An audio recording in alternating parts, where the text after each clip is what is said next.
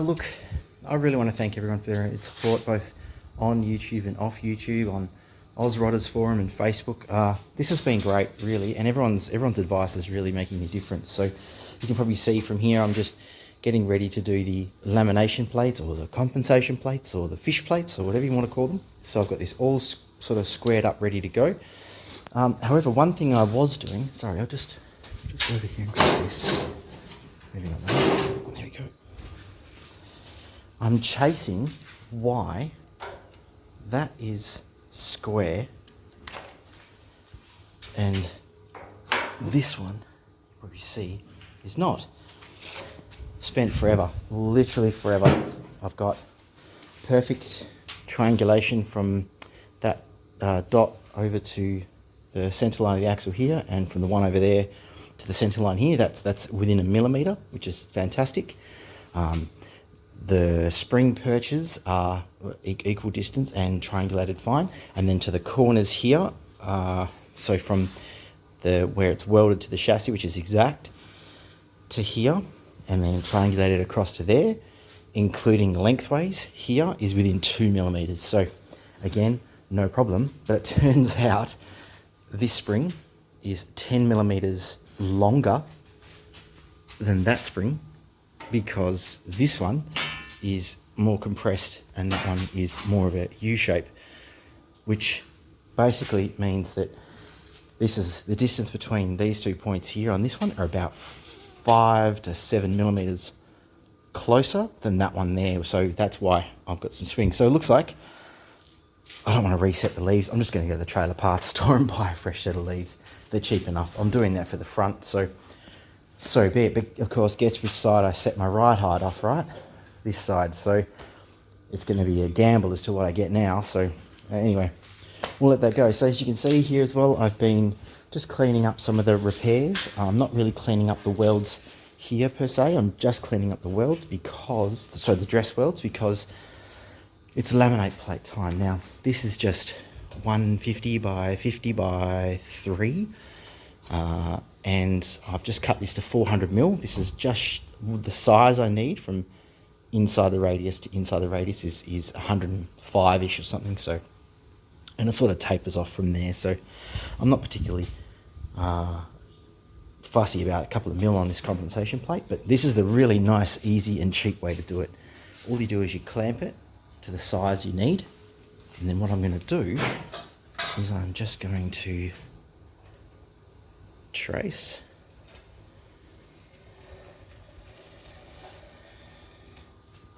so save having to get plates actually laser cut. I'm just gonna whip out old mate grinder, but on the inside I'm also going to mark where that needs to be, which is a whole radius down and a whole radius up, and that'll give me the distance, the offset that I've got, and I'll be able to chase that and follow that all the way around, as you can see here. So what I've done is I've just brought that mark around there, you can see. So that's the distance. I'm just going to follow that same distance all the way around, and again the same distance from here all the way around, and just off the very bottom of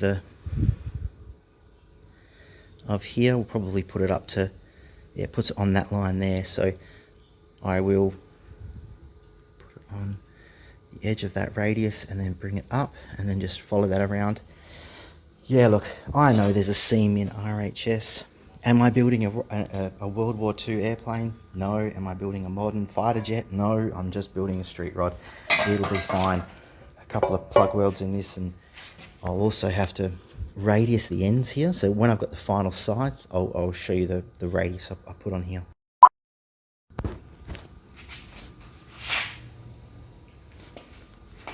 Alright, so as I mentioned, I've run this line on the inside here, around and riding on the very edge of that radius there. Now I've brought these, sorry, there's a finger in the way. I've brought these edges down here 100 mil, as you can see, and I've marked the center here. So the street rod manual, which is here,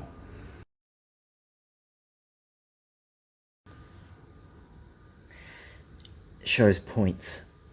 We don't do points in stressed members of steel. We just don't.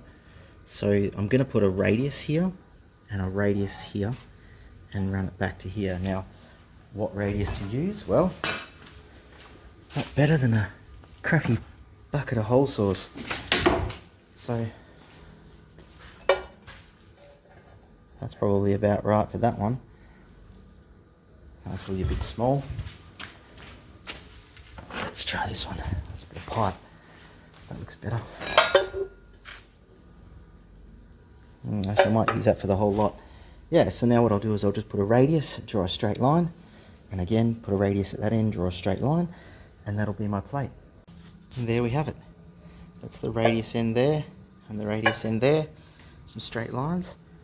And we have, I guess, our first side. So we'll just cut this out. And here we are.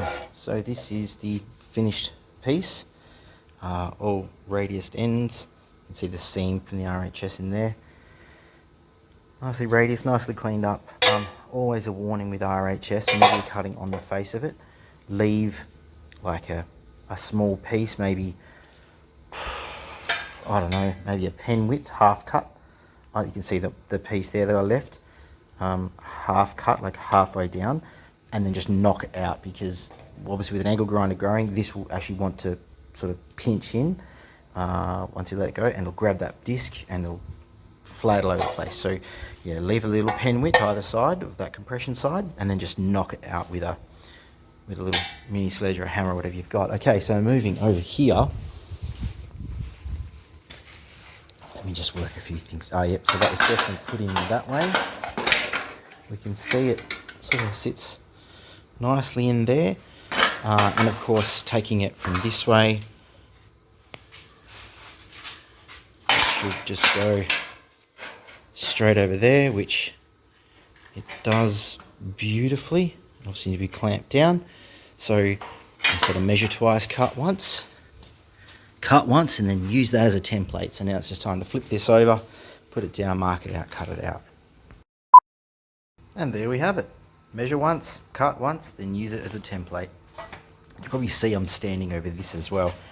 This is the old cross member that sat here for the body mount. I'm actually going to be using this for the rear spacer. So I've just been grinding and driving the rivets out. Thank God for air chisels. Oh my God, they make life so much easier. You can sort of see it didn't take much at all on the end of that, just a few pushes here and there, and out it came. So yeah, it's time to clean that up. Oh, that's another thing. I've really got to sort the lamination plates and box this chassis first. Oh, also, yes, we've mounted this in here. It's just bolted in at the moment. Actually not even bolted, just it's sitting on its original holes here. That's actually square. It's perfectly 49mm that way. Sorry, 490 and 490, so it's all squared up. And that's the exact position I'll be in. So from this, I can then set where the cowl will be, which will then determine where the engine mount will be, which will then determine where the gearbox mount will be, which is all in there. So, but first up, yeah, let's get these in. I've got to, I think I'm actually gonna put a couple of plugs in here, not too many, maybe just 4, 10 or 12mm in size, not massive things. Yeah, but I'll do that, and then I'll clamp them in and I'll start welding. So here we are clamped into place. Now you might notice that this section inside of the chassis is very much cleaner than that side of the chassis. That's because I bought this little beastie, and oh my God, this has changed my life. It's just a eeny weeny little sandblasting gun. It actually came with 2 kilos of medium as well. Just fits into the compressor, comes with all its own fittings. I literally just sort of sat here and gave it a blast and sent it all down that way, and obviously it made a hell of a mess. But these things, it was $35, and I don't have to grind it. I don't have to use the wheel of death, which is that wire brush on the angle grinder. So honestly, get yourselves one of them. So before I box this, I'm just going to go down, I'm going to get a bucket of medium for another $30, and I'm just going to spray the inside of this chassis and whatever, I just use the whole lot up, and then yeah, I just can't believe how cheap and easy that is. And it's also heaps cheaper than having to load this up, take it to a sandblaster, get on the trailer. You know, too hard. Let's just keep life easy. All right, anyway, enough talk. Let's get welding that baby in there. A few minutes later. So the plates are in. You can see there, I'll catch it in the sun so you can sort of see the extent of how it wraps up the side as well. Coming around here, you can see the heat shadow coming through the steel. So I've got good penetration there, and I was going to drill some holes in the plates, but I forgot that I drilled the chassis to suit. So 1, 2, 3, and you can see them here on the back side, 1, 2, 3. So yeah, that's all around the welds and the repairs and stuff. So look, I'm happy with that. I think that'll do. This one's got to be tacked in. It's just done now, but I've just run out of wire.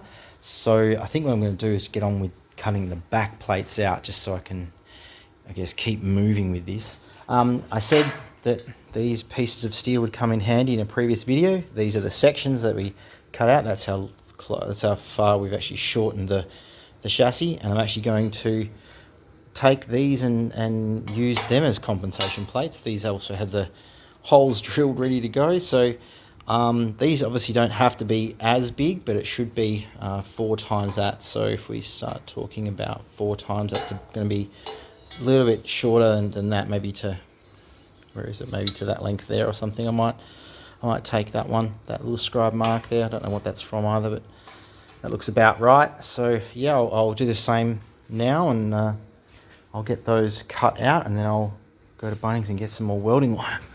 All right. Yeah, let's get on with it. Again, we're going to clamp, and we're going to mark. Also on the underside here. Now I'm only going to the edge of this old bolt hole. So I'll just do this one first, and then again I'll copy and cut out on another template. So I guess, yeah, like I said, clamp and mark, and mark up. So again, we've got those radiuses just with those little bit of pipe, as you can see. Left those in the middle there. I'll cut on the outside of the line as always, and that's mark and cut. So here we have it all cut out, nicely trimmed up, edges are beveled, made nice and black, and I've just literally just laid it straight back over those holes again and marked it out. So let's cut again, and just like that, plate number 2 is done. Okay, time to now clamp them up. So let's just take one of these over to begin with. That was it, yeah. So what I'm going to do is I'm just going to put that, just covering that hole and running up to there. So you can see I've got 2 plug welds there, plus I'm going to have 3 on this side as well. So I think that's enough. That'll do. It's a good size, it's a good shape. It kind of follows the contour a little bit. I've got enough gap in there. Gosh, that's dark, I'm sorry. Gap in there to start welding. And yeah, then I'll just take all this garbage off and put it on this side. So all right, time to clamp and time to weld. Okay, so they're all welded in now. Don't mind the rag on fire. That's what happens when you have a bit of WD-40 and some sparks from a welder. Yeah, we'll just let that one go, I think.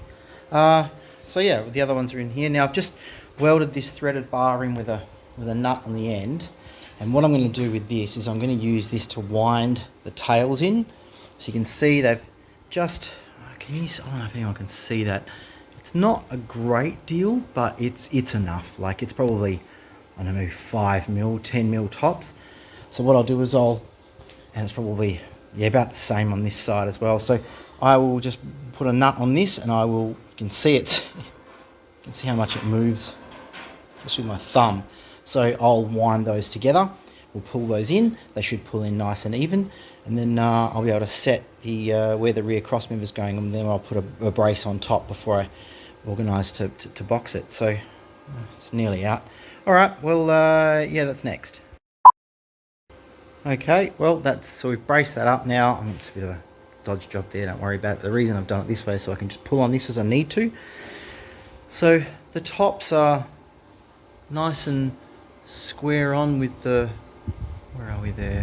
Just square on there, which is great. And we are square on there. Oh, hang on a minute. Just line that on one, no, about there. That's better. There we go. Okay, great. So that's now square, ready to go. We have the compensation plates laid in, the front cross member is in. Now it's time to measure up. So I've had this little baby hiding under here for a while. This is, if you've seen my stories, this is the little Rover V8 that I picked up for pretty much nothing. It's got a Performance Edelbrock dual plane manifold on it, and the only reason something's wrong with it really is the water pump. However, this is sort of all one piece. Apparently they're really hard to get. I'm literally just going to JB weld these pits up, and then I'm going to sand them flush, and I've got a new water pump to go on that. It's got good compression. It's really, really clean inside. You can see there's no sludge in there at all, and it's been stored properly. So rags in the ports, all the ports, and there's the Borg Warner 65 sitting next to it with the cast iron headers just behind it there. So that's, I've now got to take some measurements to work out where the firewall sits. So what I really want is the firewall to be pretty much level with the back of the starter nub there. So that's about 60 mil. So I've got to take from there to the center line of the engine mounts around here somewhere, there to there, plus the 60 mil, and that's where the mount will be once the firewall goes on. So now I've kind of got to put take the radiator surround, put it on the front of the support there, measure where that goes, maybe even put it on here, and then I'll have to work out and work backwards from there. So I'm just going to hop to that now. Where's the radiator thing? There it is in there.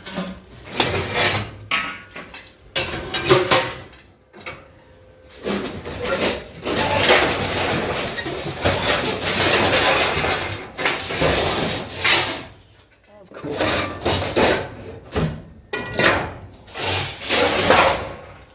By the way, if anyone knows how to repair that, otherwise I'm just going to rivet them, I think.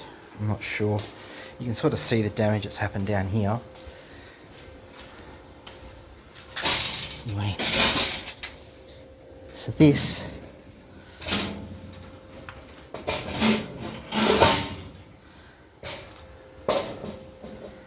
so this, now you can see those mounts, where those holes were for that mount. Sorry, I'm working with one hand. Alright. They sat there like that, right on that spot there, so that looks good. I think what I'm going to do is I'm just going to place this, I think, central. It's really the only thing to do. So I'll place that central and work my way back. I think that's the best thing. Okay.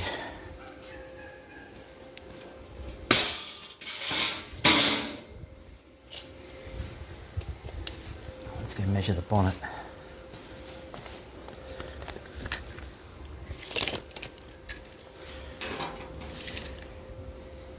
I'm going to call it 810, so got to be mindful of that little nub there because that fits in there. So it's 810.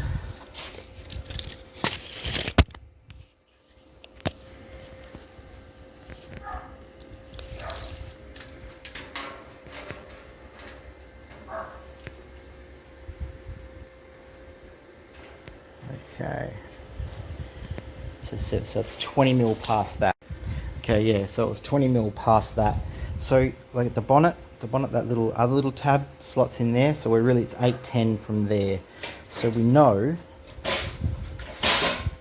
that pretty much sits level with that. If we're talking 20 millimeters, we are exactly. So that hole, like, I don't know, please let me know if I'm doing this wrong, but this is fairly low. So I don't think this is meant to be up as high as this, but that certainly lines up with that. It's just not meant to be that high. It's meant to be down here somewhere. So, okay. So now from the center line, you know that if that's the center line there, that's this leading edge here is the bonnet leading edge, which is that fold there. So going from the center line of the mount to the edge, that's about, I'm calling it 50 mil, 2 inches. How's that, eh? I've got an inch.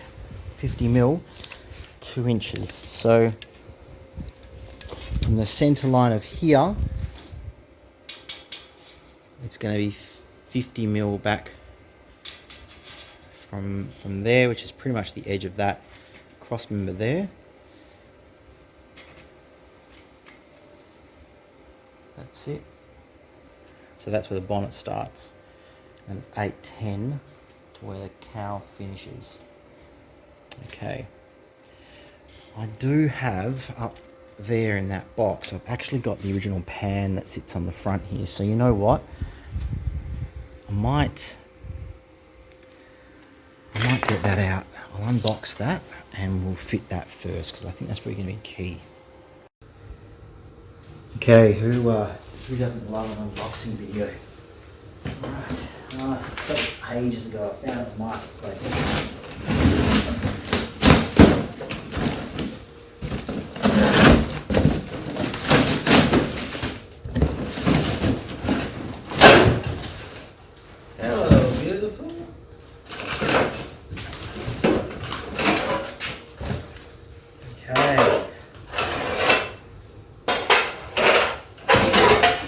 They're the guards that go over the horns, and this is like that. This sits on the inside, and then this splash pan, which obviously needs a little bit there, sits in there like that. It's a proper speedster style look. So I'm going to use this. I'm going to fit that first, and that'll tell me exactly where the bottom of the radiator is. So yeah. Actually not in bad condition, really. What they are.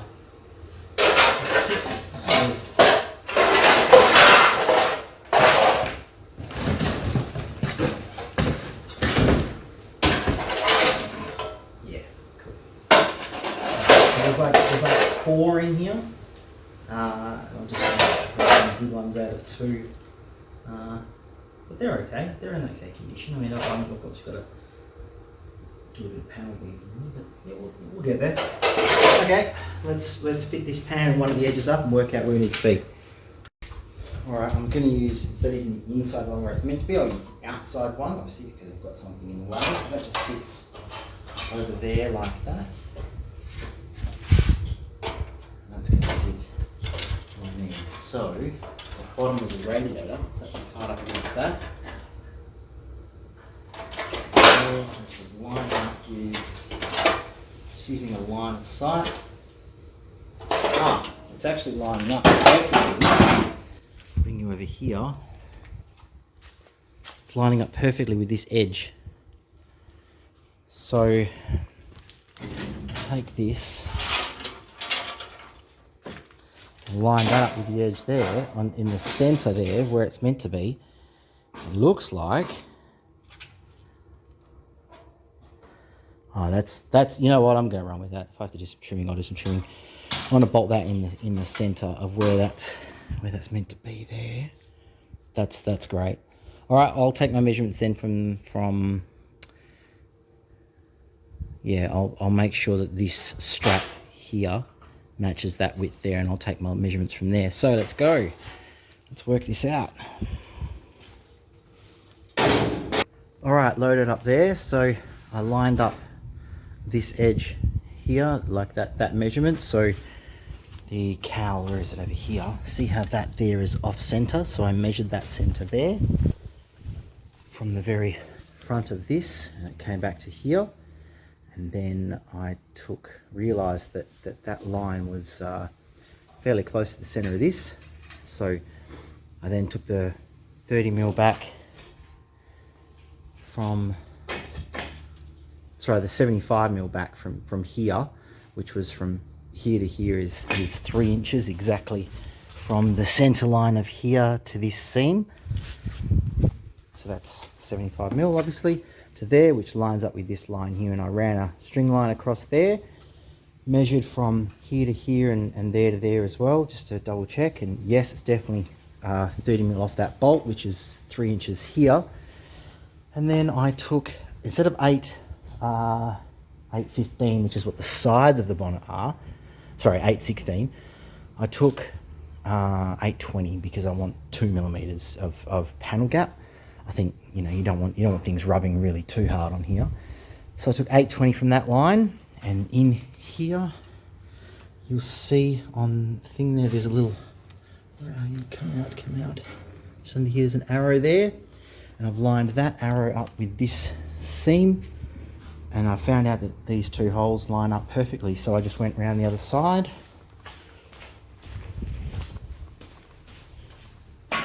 And guess what? They also line up perfectly here too. So I've lined that up again. I also marked it just in case, but you can see the arrow on the top there.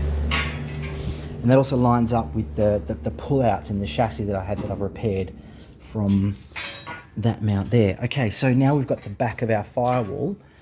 I can now work out where I want this motor to sit. So, where's that tape measure? I think I left it over here. This is for my son's ute. Don't pay any attention to that. It's fine. It was 60 mil off the back of that. Check. And then from the back of that to roughly the center line of the engine mount is 400 mil. Okay, so 400, 460. Now, let's have a think about this here, because I've got this nice indent and this nice section here that's quite low. I just want the back of the motor sort of here to give me some clearance. Remember, it's quite light. So let's go around this side and let's work in the light. If I do 460, right, the engine mount's going to be there, which lines up with that hole there in the 3. So the top hole in the 3 there. Okay, and there isn't one on that side, so I'll have to work from here. Okay, so that's 400.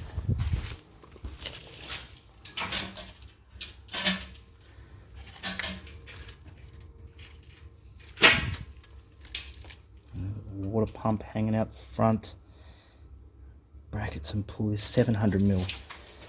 700 mil, and I don't want to be encroaching on that cowl for the radiator. So 700 mil is there. Oh, okay. Okay, that works. That works. So what did I say? 460 off this point here is where I want the center line of this for my engine mounts, for my cross member. So, okay. I'm just gonna test fit that very, very quickly. Because I don't know if I want that much bell housing. Nah, you know what? Stuff it. I do. It'll be fine because I want more room in the cab. This is all going to be enclosed with the bonnet. It's not going to be open, so I don't really mind if it's a little bit further forward to get a little bit more room in the tub. So, yeah, okay. I'll fit this up now. Just give me a sec. And that was 1 second. Yeah, okay, so I've just lined the center line of this up with that hole in the triangle there, like I said. Look, it's not going to sit that high. Obviously, I'm probably going to have to trim this, and I'll bring whatever I trim that vertically, I'll bring that down to the top of this, and then when I box the chassis, that'll go in that space. So, yeah, at least I know now it's 460, or it's in line with that there. So I think what I'm going to do is I will measure. Okay, I've got the matching holes on that side there. I have to measure that off that hole there and drill another one over there, just so I've got something permanent to work with. This isn't going to get welded in yet. The boxing will also go between here and here. It's not just stopping there, it's going to be here as well, but just not at the front. So, but I'm going to have to knock this out and clean all this up before I weld this in, because I've got to weld that in first and then box up. So, yeah, I'm going to leave it here for today. I think that's a fair bit. I've worked out where the engine cross member is going to go. I've got some key points, some key lines to line up here. And gosh, it's a lot shorter. That is so much shorter. Honestly, it was about, goodness me, it was nearly over a foot, 300, 400 mil, I think I've cut out of the total length. So it's a fair bit. Yeah, so it's looking good. I'll spend some time doing this, and I'll update you all next video. So thanks for tuning back. Thank you for coming back. It's greatly appreciated. The support and the comments and the imparting of wisdom, shall we say, across the internet community is fantastic. So, yeah, that's the end of this video. Thank you so much.